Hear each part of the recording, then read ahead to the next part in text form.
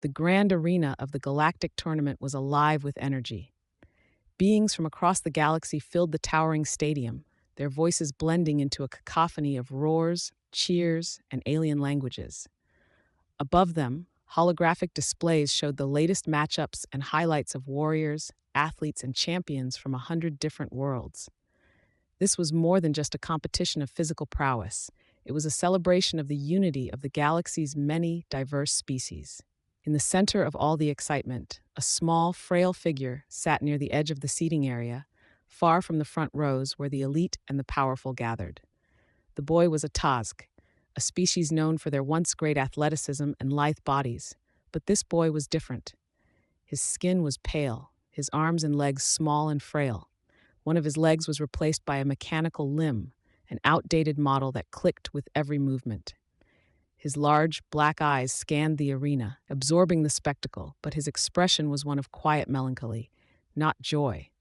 He had dreamed of being a competitor once, before the accident, before the illness that had taken so much of his strength.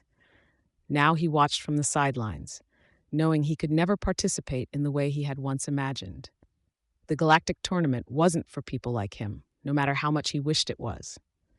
As the next match began, a sudden hush fell over a section of the crowd. A figure was making his way through the rows of spectators, moving with the calm authority that came from years of experience. He was human, his figure muscular but weathered, his face lined with age and the scars of battles fought long ago. His clothes were simple, but the insignia on his jacket was unmistakable to those who recognized it. The mark of a veteran soldier from Earth, a hero of the Galactic Wars.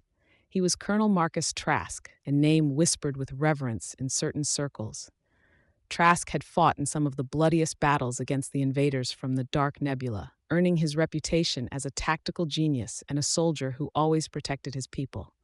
But here, among the cheering crowds of the tournament, he was just another spectator. At least that's what most believed.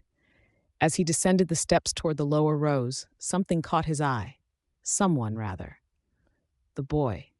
Trask stopped, his gaze locking onto the young Tazk. He saw the mechanical leg, the frail limbs, and the sadness in the boy's eyes that seemed all too familiar to him. For a moment, the veteran stood there, watching. The boy was too engrossed in the games to notice him at first, but when the shadow fell over him, he glanced up. "Hey there, kid," Trask said, his voice deep but soft. The boy blinked, clearly surprised to see a human, especially this human, standing in front of him. "Hello," he managed, his voice small. "Mind if I sit?" Trask asked, gesturing to the empty seat next to the boy. The boy hesitated for a second, unsure why someone like Trask would want to sit with him, but he nodded. Trask sat down heavily, leaning back in the seat and glancing up at the massive holographic scoreboard as the next round of matches was announced.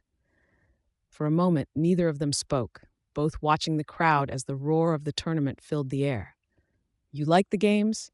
Trask asked after a while, his eyes still on the arena below. The boy nodded quietly, clutching a small hollow screen in his lap, which was displaying the statistics of the competitors. "I used to dream of being in them," he admitted quietly, not looking up. "Before." His voice trailed off as he glanced at his leg, his pale fingers brushing against the metal. Trask nodded slowly, understanding without needing to ask. He had seen that same look in the eyes of soldiers who had returned from the front lines broken, physically or emotionally, wondering if their dreams were forever beyond their grasp. For some, they were. But Trask knew there were other ways to live those dreams, even if the path changed. "You know," Trask said after a long pause, "when I was your age, I wanted to be in the Galactic Fleet. My whole life, that's all I wanted. Thought I'd be a starship captain by the time I hit 20. He chuckled, though the sound was tinged with a kind of bitter nostalgia. "Turns out, fate had other plans." The boy looked up at him, curious now. "But you're a soldier, a hero." Trask shrugged, his gaze distant. "Yeah, I am, but that wasn't the plan. Lost my leg in my first year of the academy, just like you." He tapped his left leg, the faint sound of metal echoing through the mechanical prosthetic that he kept concealed under his trousers. "I was grounded for a year. They told me I'd never fly again, that I'd never see the stars." The boy's eyes widened. "But you did. You became famous. You fought in the wars." Trask turned to face him, his expression soft but serious. Yeah, but I didn't get there the way I thought I would. Life threw me a curveball, and I had to find a new way forward. I could have let losing my leg stop me. I could have given up on everything I wanted, but I didn't. I found a way to keep moving, to keep fighting. It wasn't the life I expected, but it was still my life. The boy sat in stunned silence for a moment, processing Trask's words. But how? I mean, how did you keep going? Trask smiled faintly, leaning forward. Because it's not about the leg or the arm or whatever you think you've lost. It's about you, what you're willing to fight for, how far you're willing to go to chase those dreams, even if they seem impossible. You can still be part of this, kid.